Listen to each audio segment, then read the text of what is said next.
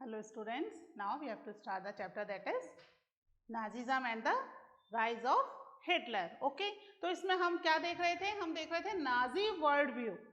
Nazis दुनिया को किस नजर से देख रहे थे, है ना? अकॉर्डिंग टू द नाजी जो वर्ल्ड है किसमें डिवाइड हो गया? इन द डिफरेंट रेसेस, है ना? उसमें सबसे बेस्ट रेस जो थी दैट वाज द आर्यन और सबसे वर्स्ट वाज द जीज, है ना? और बाकी की रेस इसके बीच में कहीं कहीं थी, है ना? उनकी रैंकिंग बीच में थी. फर्स्ट और लास्ट तो फिक्स थे. और उसने इनको Charles Darwin and Herbert Spencer इनकी थ्योरी के हिसाब से लोगों पर इम्प्लीमेंट करना शुरू किया. बेसिकली इन साइंटिस्ट की थ्योरी थी for the plants and animals, but he implemented this on the human being कि फिटेस्ट कैन सर्वाइव. और सबसे फिटेस्ट रेस थी आर्यंस की, और जो फिट नहीं है दे हैव टू पेरिश. यानी आर्यंस के अलावा बाकी जितनी भी रेसेस हैं उन सबको खत्म हो जाना चाहिए. उनको इस दुनिया में रहने की कोई जरूरत नहीं है. सबसे बेस्ट रेस जो थी दैट वाज द आर्यंस. इसके अलावा उसने एक जियोपॉलिटिकल थ्योरी भी बनाई.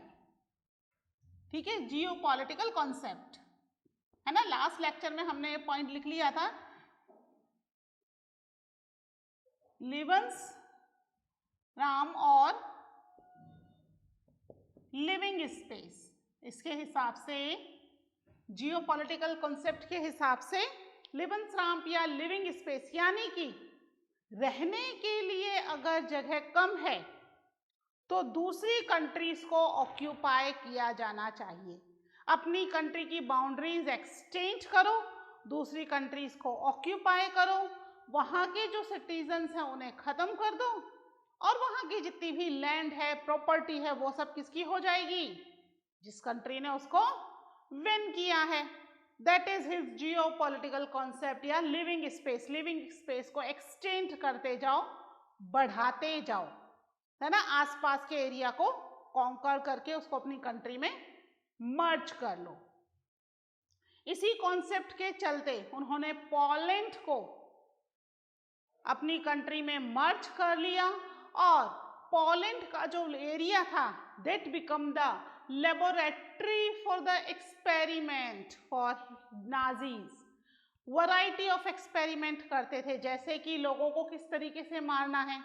अब आर्म्स और एम्यूनेशन से मारा जाएगा तो बहुत टाइम लग जाएगा, बहुत पैसा भी खर्च होगा. तो कौन सा तरीका है जो बड़ा इजी सा है?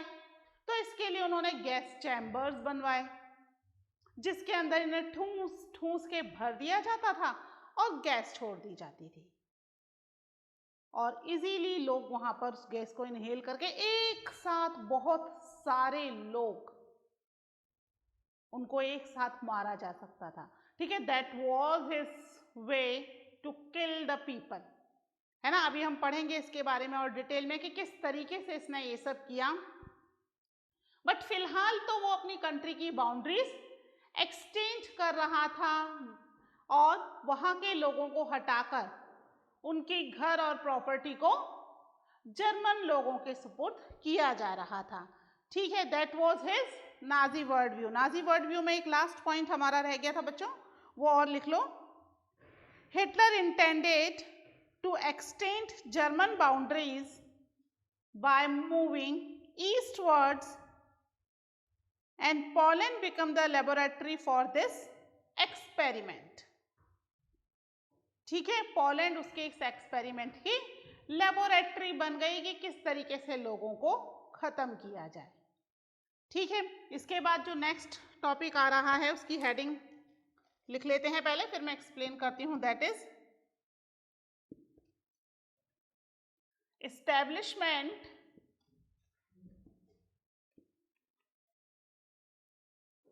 Of racial state.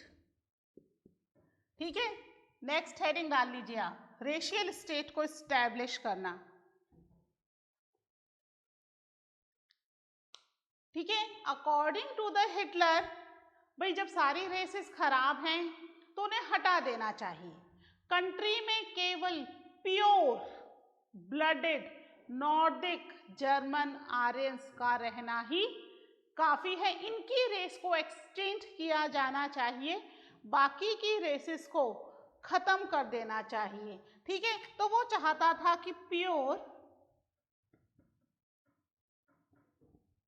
And healthy Aryans, ठीक है, केवल ये वाली कम्युनिटी जो है इट वुड सरवाइव। अब इस कम्युनिटी के अंदर भी हेल्दी वर्ड है, यानी कि अगर आर्यंस में भी कोई ऐसा है जो अनहेल्दी है, उसको भी इस दुनिया में रहने का हक नहीं है। Only pure and healthy Germans are desirable.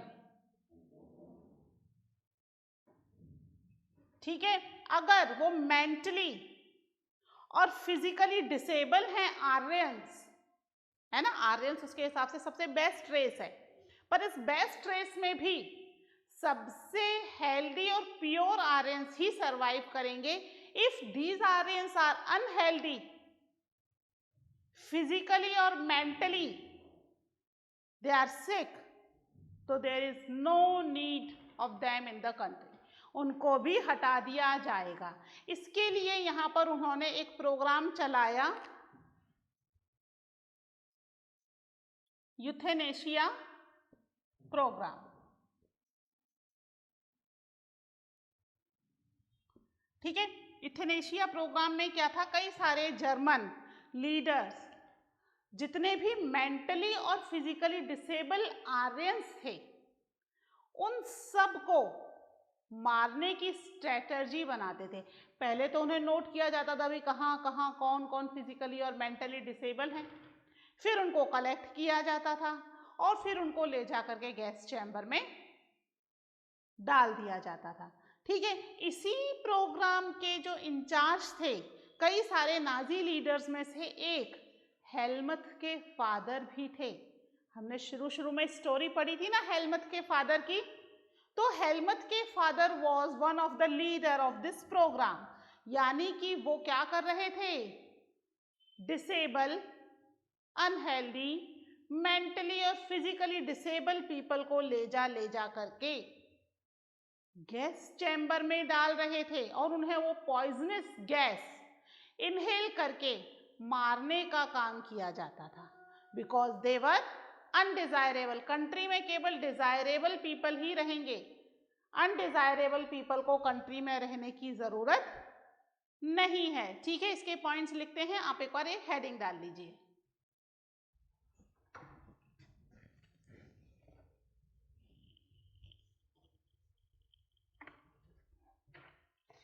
ठीक है, चलिए ये हेडिंग डाल लिया आपने, लिखिए, Nazis wanted only a society of pure and healthy Nordic Aryans। Pure and healthy Nordic Aryans को कोड्स में कर लीजिएगा, है ना, these are the codes, pure and healthy Nordic Aryans. Next point लिखिए, under the euthanasia programme, comma, Nazi officials had condemned to death many Germans who were considered mentally or physically unfit। Next point लिखिए, Jews were not the only community classified as undesirable, comma, there were gypsies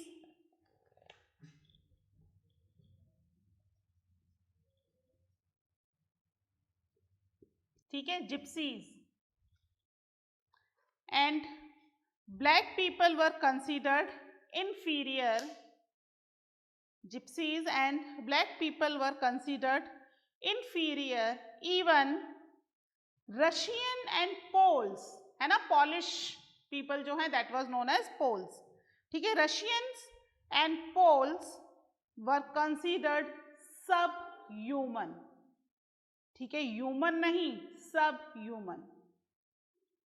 ठीक है, next लिखिए, when Germany occupied Poland and parts of Russia, captured civilians were forced, part of Russia के बाद comma लगा लीजिएगा, captured civilians were forced to work as slave labor। ठीक है, फिर इसमें दो ग्रुप हैं, पहला है फ्रॉम, नेक्स्ट लिखिए, 1933 to 1938 the Nazis terrorized, comma, papyrized, ठीक है, papyrized की स्पेलिंग में लिख देती हूँ एक बार,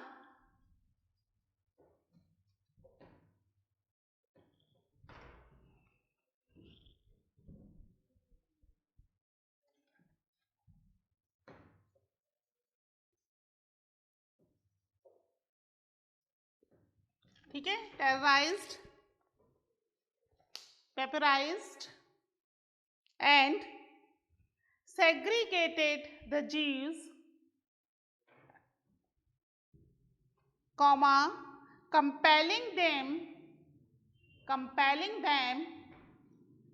to leave the country। ठीक है, this is the first stage between 1930 to 1938। फिर वर्ल्ड वॉर शुरू हुआ, लिखिए, the next phase 1939 to 1945 aimed at concentrating them in certain areas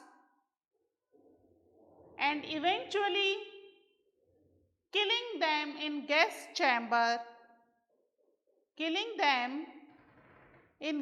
chambers in Poland। ठीक है, यूथेनेसिया प्रोग्राम के थ्रू तो वो अपने ही लोगों को मार रहे थे। इसके अलावा जब उन्होंने रशियन और पॉलिश पीपल को कैप्चर्ड कर लिया तो उन्हें वो एज ए स्लेव काम कराया जाने लगा, है ना, और उसमें से बहुत सारे लोग तो इतने हार्ड वर्क की वजह से, और फिर खाने को भी कुछ नहीं दिया जाता था, तो स्टारवेशन और हार्ड वर्क की वजह से काफी सारे लोग मारे गए, है ना। यहाँ पर 1933 से 1938 तक उनको टेरराइज किया जा रहा था, उनके साथ उनको कोशिश की जा रही थी कि either they leave the country और दे वर किल्ड।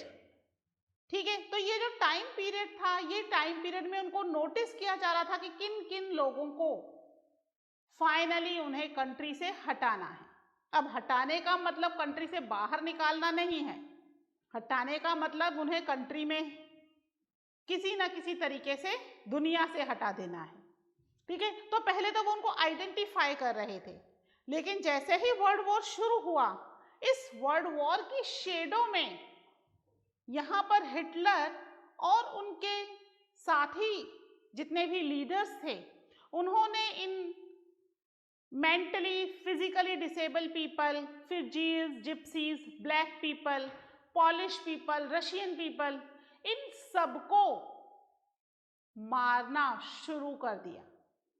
ठीक है, ज्यूस से तो उनको इतनी ज्यादा हेट थी कि वो ज्यूस के साथ किसी भी आर्यन का किसी भी तरह का कोई रिलेशन पसंद ही नहीं करते थे। अगर कोई आर्यन ज्यूस से फ्रेंडशिप करता है, बिजनेस करता है या मैरिजेस कर लेते हैं, तो आर्यन पीपल को भी बाकायदा पनिशमेंट दिया जाता था। ये इतनी ज्यादा हेटेड क्यों थी? According to the Aryans, ancient time में जब जीसस क्राइस्ट को सूली पर चढ़ाया था ना, तो that people they were the juice people. तो यहाँ पर उन ज्यूज पीपल को यूजर्स और क्राइस्ट के किलर के रूप में ये मानते थे कि उन्होंने क्राइस्ट को किल किया है। They were the usurers. Usurers means कि जो मनी लैंडर्स होते हैं, जो बहुत ज़्यादा हाई इंटरेस्ट पर पैसे उधार देते हैं, है ना, मनी लैंडर्स, जो बहुत हाई इंटरेस्ट पर पैसे, मीन्स एक तरीके से इनको लालची व्यक्ति माना जाता था कि बहुत लालची हैं ज्यूज, और प्लस इन्होंने जीसस क्राइस्ट को किल किया था।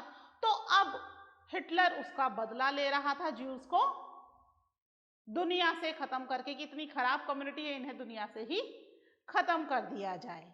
ठीक है, तो यहाँ पर ये एक रेशियल स्टेट बनाना चाह रहा था, और उस रेशियल स्टेट में केवल प्योर एंड हेल्दी आर्यंस के लिए ही जगह थी, बाकी किसी के लिए कोई जगह नहीं थी। वो चाहता था कि बाकी की कम्युनिटीज जो हैं वो दुनिया से ही खत्म हो जाएं।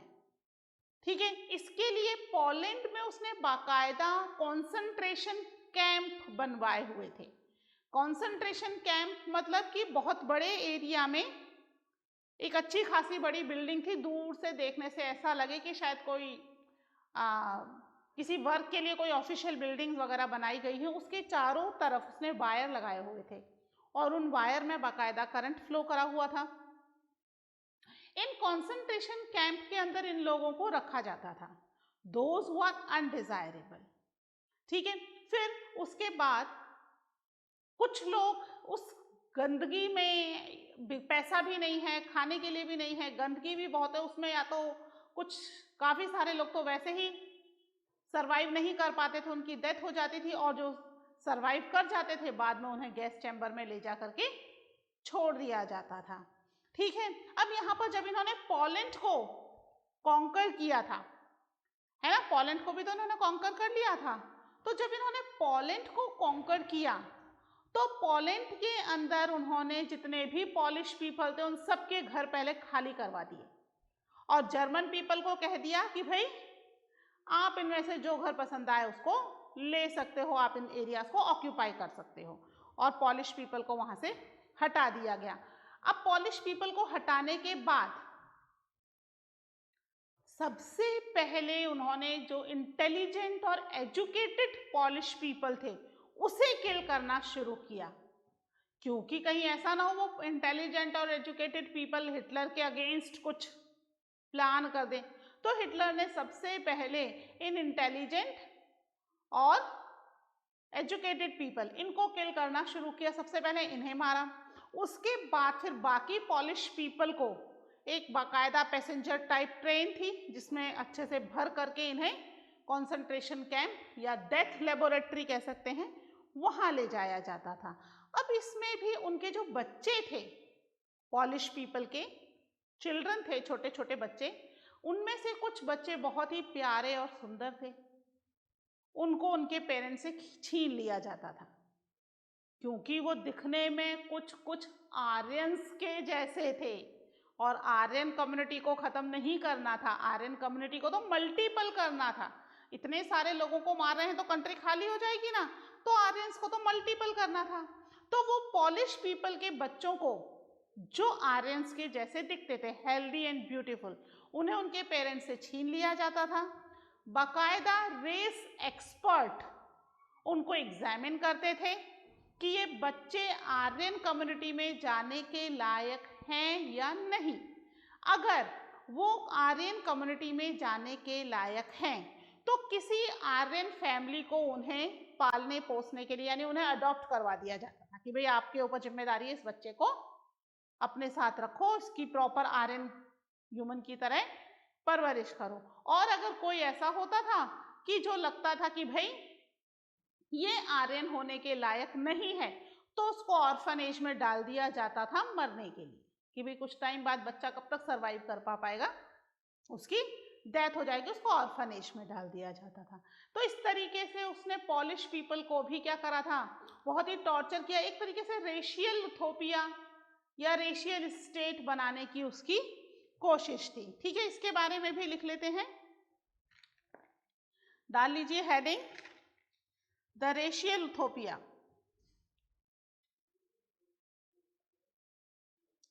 Occupied Poland was divided up. Much of northwestern Poland was annexed to Germany. Poles were forced to leave their home and properties. ठीक है, उन्हें फोर्सफुली उनके घर से हटा दिया गया, उनकी सब प्रॉपर्टीज छीन ली गई. किसको दी गई ये घर और प्रॉपर्टी? जर्मन आर्यन पीपल को, है ना, जर्मन नॉर्दिक आर्यन पीपल, उनको वो प्रॉपर्टी और वो घर दे दिए गए. ठीक है, फिर educated and intelligent people were murdered in large number. ठीक है, सबसे पहले एजुकेटेड एंड इंटेलिजेंट लोगों को मारा गया, और उसके बाद बाकायदा एक गुड्स ट्रेन का फोटो दे रखा है आपके पेज नंबर 63 पर. ठीक है, एक गुड्स ट्रेन है, उस ट्रेन के अंदर इन सबको भर लिया जाता था, पॉलिश पीपल को, क्योंकि पॉलिश पीपल जहां पर रेजिडेंशियल एरिया था, उस रेजिडेंशियल एरिया को तो खाली करवा करके जर्मन पीपल को दे दिया गया, जर्मन आर्यन पीपल को. ठीक है, तो अब ये लोग को क्या किया जाएगा? तो जो कॉन्सेंट्रेशन कैंप बनवाए हुए थे, बहुत बड़े बड़े कॉन्सेंट्रेशन कैंप थे, इन बड़े बड़े कॉन्सेंट्रेशन कैंप के अंदर इन पॉलिश पीपल को ले जाया जाता था और वहां इनको कुछ टाइम के लिए रखा जाता था. हमने देखा ना, 2 फेजेस हैं, 1933 टू 1938. ये वाले फेजेस बेसिकली लोगों को टॉर्चर करने, डराने, धमकाने, सेग्रीगेट करने, आइडेंटिफाई करने कि ये वाले कौन से व्यक्ति हैं और ये वाले कौन से व्यक्ति हैं, उनको आइडेंटिफाई करके उनको अलग अलग जोन्स में बांट दिया जाता था. और फिर फाइनली 1939 से 1945, this is the time period of second world war, है ना. तो सेकेंड वर्ल्ड वॉर जैसे ही शुरू हुआ, तो जहां हजारों सैनिक मारे जा रहे हैं, वहां लाखों हो जाएंगे. तो यहां पर उसने इस टाइम पीरियड में लोगों को किल करना, मारना शुरू कर दिया इन हिज डेथ चैम्बर्स. ठीक है, तो यहां पर डेथ चैम्बर्स की कुछ फोटोज दे रखी हैं अपनी बुक में, पेज नंबर 64 एंड 65 में, स्टेप्स टू डेथ करके इस तरह से पिक्चर दे रखी हैं. इसको ओपन कर लीजिए, एक बार मैं ये एक्सप्लेन कर देती हूँ, इन्हें लिखेंगे नहीं हम, मैं आपको एक्सप्लेन कर देती हूँ इसमें. देखिए, सबसे पहले ये स्टेज 1 एक्सक्लूजन है ना, 1933 से 1939 का. ठीक है, क्या लिखा है? You have no right to live among us as citizen. किसके लिए? आर्यंस के अलावा जो भी कम्युनिटी थी, बेसिकली फॉर द ज्यूज. ठीक है, the Nuremberg law of citizenship of September 1935, सितंबर 1935 में क्या बनाया उन्होंने? एक सिटीजनशिप लॉ बनाया, जिसके हिसाब से ओनली पर्सन्स ऑफ जर्मन और related blood would henceforth be German citizen enjoying the protection of the German Empire. Only German people. अगर आप कहीं बाहर से आकर के यहाँ जर्मनी में रह रहे हो, तो आपको किसी भी तरह का प्रोटेक्शन जर्मन एम्पायर से नहीं मिलेगा. ठीक है, फिर देखिए, marriages between Jews and Germans were forbidden, allowed नहीं है. ठीक है, मैरिजेस.